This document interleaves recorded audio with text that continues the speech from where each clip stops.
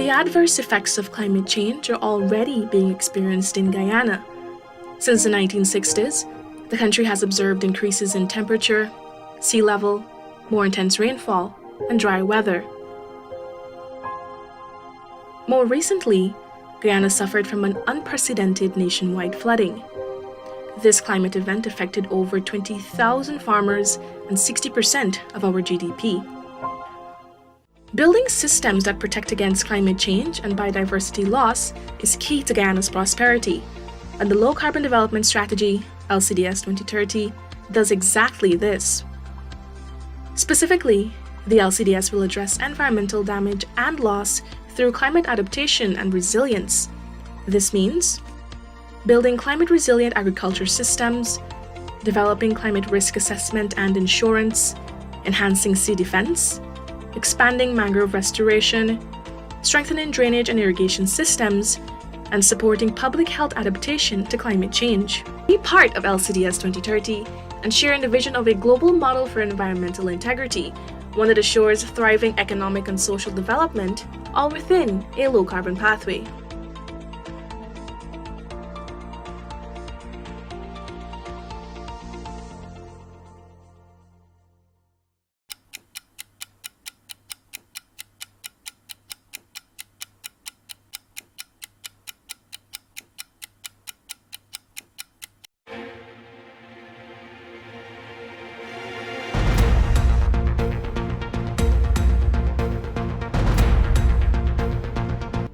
This is your news source evening bulletin for today, Thursday, the 2nd day of June in the year 2022. I'm Gordon Mosley, and here's what we're tracking tonight. Attorney General Senior Counsel Anil Nandlal is accusing the opposition leader of attempting to stymie the consultation process for constitutional appointments by his absence from the recent meeting with the president. During his Issues in the News television program, Mr. Nandlal defended the president's decision to move ahead with the appointment of members of the Police Service Commission and the Integrity Commission before the completion of the consultations with the opposition. If Mr. Norton is on, every effort will continue to be made to engage Mr. Norton in compliance with the Constitution. Wherever Mr. Norton is unwilling to engage, the process will be proceeded with in accordance with the Constitution. The Constitution nor the law will ever contemplate a situation where the entire rule of law will be held to ransom because you have a recalcitrant and delinquent leader of the opposition who refuses to consult. Nandlal said the government did all that it needed to do by meeting with the opposition leader and providing him with the details and information about the persons who were nominated for the commissions. He said Norton's decision not to attend Monday's meeting should be seen as an attempt by him to derail the consultation process. So in the middle of these consultations, and we've listed what we are consulting about: Integrity Commission, Police Service Commission, Teaching Service Commission, Judicial Service Commission. Those are the 4 commissions that we are consulting about. The President has carefully carved out the parameters of these consultations as he is empowered to do by the Constitution. He determined what he will consult upon or in relation to, and he submits his nominees. Mr. Norton has this thing completely confused. He believes that he is to direct the consultative process. The opposition leader, in a letter to the Minister of Governance, had indicated that the invitation to the meeting was extended to him late and clashed with his schedule. Norton said if the president was serious about the consultations, he would have kept to the agreement to meet 1 week after the initial meeting. The opposition leader has since indicated that opposition MP Senior Counsel Roysdale Ford will now be the one to liaise with the Minister of Governance about future consultations. There are still a number of other constitutional commissions to be appointed, and that will require consultations with the leader of the opposition. More news in a moment. How fast is fiber? Think fast. GTT Fiber has 3 packages with download speeds of 50, 100, and 150 megabits per second. That's fast enough to stream movies and music, to chat with Gran and Fran, to study, and more. What would you do? Upgrade to GTT Fiber today and don't get left behind tomorrow. Doors and windows, Republic. Rooms and more, Republic. A brand new rug on the floor. Come to Republic, come to Republic. Whatever you need, you got it. Come through and get your mortgage. Live the dream with Republic. 95 to 100% financing, 50% waiver of negotiation fees, plus one lucky person gets their mortgage paid in full. Turn someday into today. Talk to Republic Bank about your low-cost mortgage today.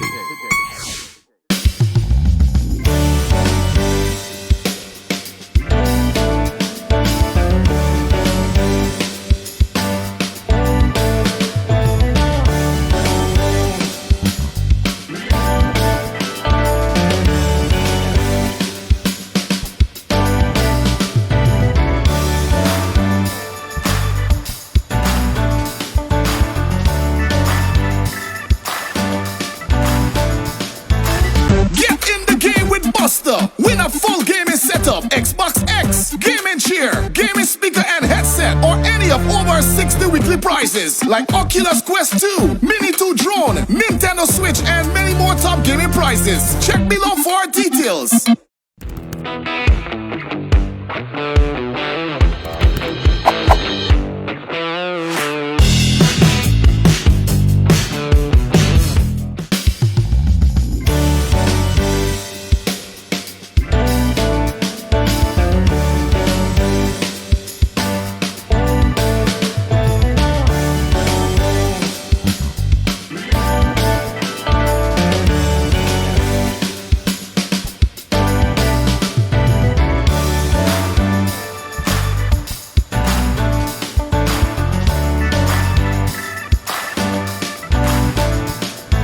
The Guyana Police Force is promising an impartial and thorough investigation into the death of 12-year-old Caleb Barnabas, who was hit down by a speeding police vehicle on Wednesday. The high school student was crossing the road at Good Fortune on the west bank of the Marara after a car stopped to allow her to cross, when the speeding police pickup slammed into her after undertaking the car that stopped. Acting Deputy Commissioner of Police Calvin Brutus visited the grieving family members today and offered words of comfort on behalf of the Guyana Police Force. The Guyana Police Force in a statement said Mr. Brutus assured the grieving parents that a thorough and impartial investigation will be conducted. The family was also assured of the force's commitment to helping them through their time of grief and will assist with funeral and other arrangements.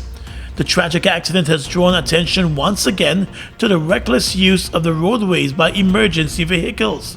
Earlier this year, 2 youths, including a schoolgirl, lost their lives when a police car that was chasing them hit the back of their car, sending it into a truck and killing them both on the spot.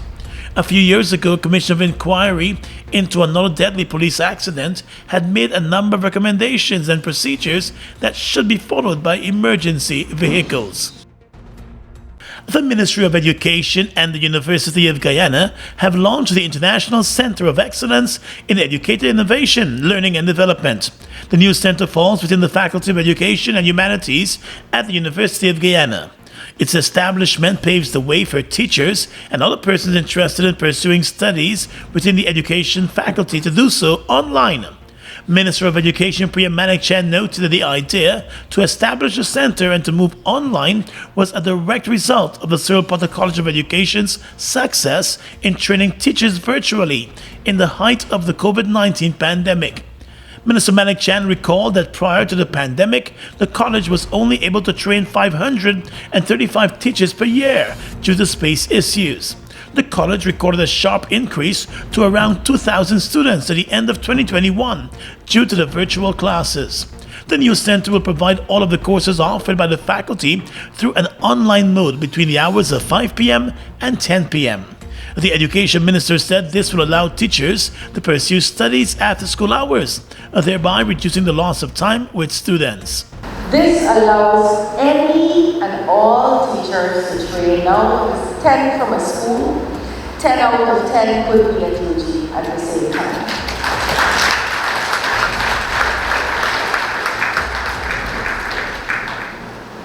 It also allows, as you heard from Blatchley, from Fort Wellington, the University of Guyana is the premier campus. So this is the campus that does all the fancy courses.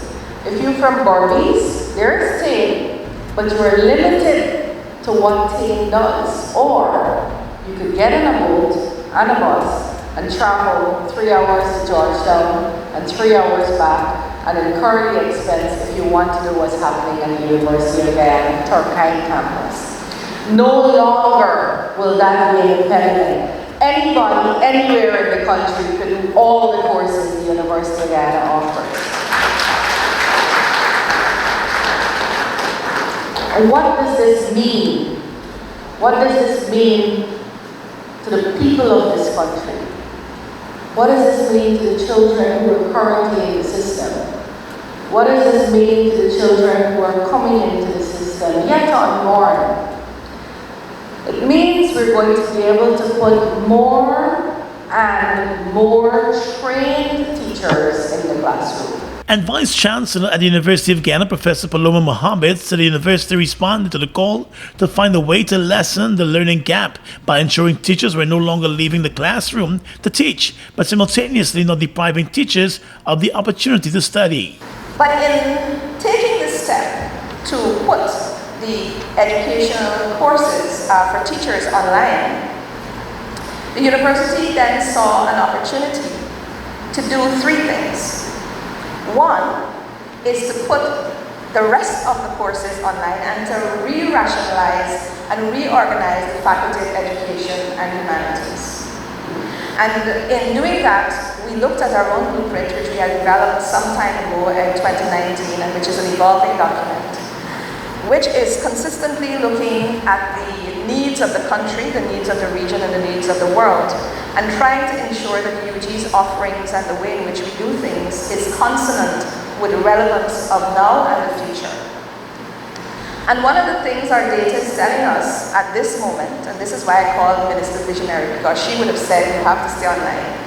And then when we did our surveys within the last couple of months, students and staff basically said, most of them said, we want to remain online. So we're now reconfiguring our campus and our offerings to a blended campus so that many persons who want to stay online can do that, those who want to come will be able to do that, and those who want to blend, and if it's an emergency, they can do that. The Vice Chancellor said new units have been added to the center in order to cater for new learning techniques for teachers. According to Professor Mohammed, one unit is going to study, teach and research science, technology, engineering, art, and mathematics education, with a focus on technology. The second unit, she said, will focus on digital technologies and educational technologies. Another murder accused has been freed by the court over the absence of evidence tying him to the case. 28-year-old Philip Safran was one of three persons charged with the 2017 murder of 89-year-old Constance Fraser and 77-year-old Phyllis Caesar. Two other men had already pleaded guilty for the double murder and are currently behind bars serving life in prison. The trial for the 28-year-old suspect, Philip Safran, was called this week, and the prosecution admitted to the court that there is no evidence linking the man to the crime, although he has been behind bars on remand for the past 5 years awaiting trial. With the admission of the prosecution team, the jury was asked to return a not guilty verdict in the case, and Safran was set free. On the 3rd of October 2013, the bodies of the two elderly women were found in their South Road home. The two were strangled to death. Investigators made 3 arrests in the case. The other 2 persons who were arrested, Christopher Khan and Stephen Andrews, admitted to the crime when their cases were called, and they were each sentenced to life in prison. The third suspect had always maintained his innocence while claiming that he was wrongfully accused. Quick action by the Guyana Fire Service averted what could have been a major disaster this morning in the busy region and Camp Street area.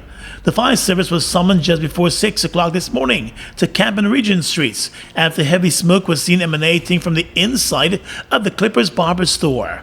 The business was closed at the time. The fire service went into immediate action once at the scene, and after cutting through the steel shutters, the firemen were able to locate the source of the smoke in the building and contain it. The owner of the business, Terry Edwards, said by the time he was alerted about the blaze and hurried down to the store, the fire service was already in action. I got a call that smoke was coming out of the building at about 5 o'clock this morning. And we got here, the firemen had to cut the shutters to come in. Excuse me. Apparently, they're saying investigation, I guess, will still be ongoing, but they're saying right now it seems to be the source as a fan. But we didn't leave on the fan. But they're saying, from what they show me, it looks like it came from a fan. Like that had something in electrical nature went wrong, and it then fell. Pieces of it fell onto a stand we have with some supplements, and that's what caught fire. So when they came into the building, they distinguished that. But of course we have water damage.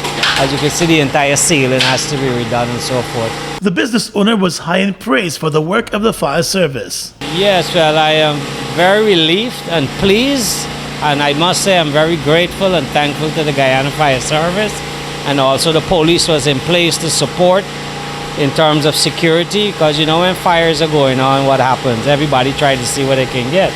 The police were in place, the fire guys responded very quickly, they were very professional, and I must commend them. I appreciate the way they handled the situation. Mr. Edwards said an entire section of his store was gutted, but he's happy that most of the things were saved, although he has to still count some losses.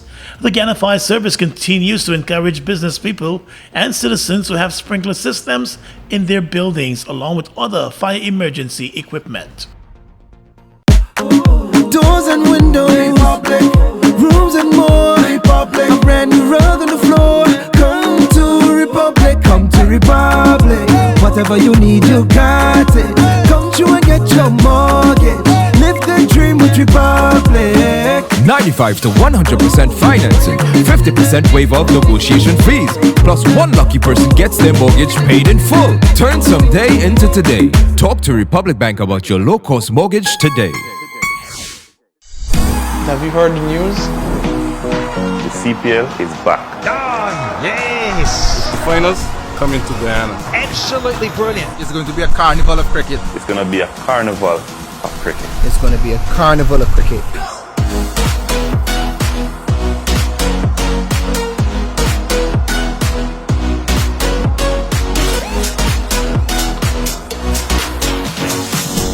See you there.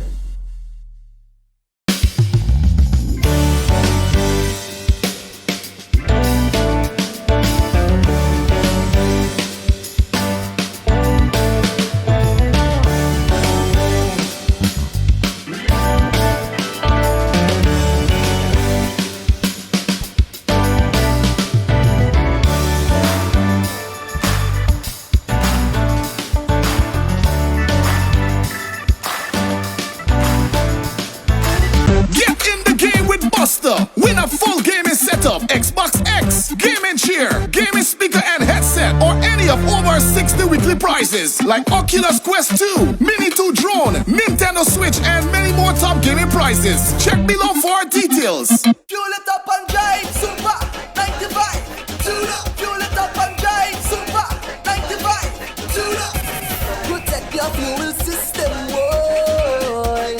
High mileage and performance, boy. Guyana Super 95 gasoline gives you more reasons to drive and is available at 56 service stations nationwide. For affordable price, high performance, and high mileage, choose Guyana's Super 95 gasoline. Fuel it up and drive.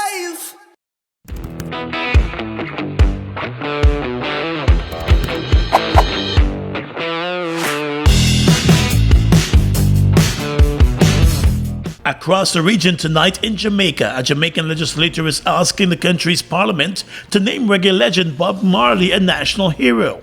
an effort that comes amid rising nationalism in English-speaking Caribbean countries that are distancing themselves from their colonial past. The proposal by lawmaker Lisa Hanna would make the iconic singer a national hero, a title already held by 7 Jamaicans, including black nationalist leader Marcus Garvey and the nation's first Prime Minister Alexander Bustamante. It comes months after Barbados bestowed a similar honor on pop singer Guyana during a November ceremony in which the island severed its ties to the British monarchy and created a republic, a process Jamaica is always considering. The opposition member of parliament Lisa Hanna said Bob Marley deserves that recognition because he lived a very short life that transformed the thinking of people around the world. In neighboring Brazil, residents of Brazil's Pernambuco state feared that heavy rains forecast for today and tomorrow could cause fresh landslides. The number of people killed after torrential downpours started last week has risen to at least 120, according to official figures. One survivor said his wife had died in his arms as both lay buried by mud. More than 7,300 people have been left homeless, and those whose homes were spared fear they could be swept away if the rain-sodden ground gives way. Another woman who lives on a hillside told the Associated French press that whenever it rains, the hill gives way a little, and they are very nervous in the area. Severe flooding and landslides have killed hundreds of people in Brazil over the past year. Earlier this year in February, more than 200 people died in and around Petropolis in the mountains north of Rio de Janeiro when flash flooding destroyed the hillside neighborhoods. And finally tonight, international news. Russia's defense ministry says that vessels carrying grain can leave Ukraine's ports in the Black Sea via humanitarian corridors, with Russia ready to guarantee their safety. The ports have been largely blocked for exports since the invasion began in February. There have been international diplomatic efforts to restore the routes, including an appeal for action by the United Nations last month. Ukraine is a major exporter of grain, and its inability to export crops has led to global food prices soaring. But it's not known when or even if the corridors will be operational. And that's your News Source Evening Bulletin for tonight. I'm Gordon Mosley reporting and encouraging you to stay safe.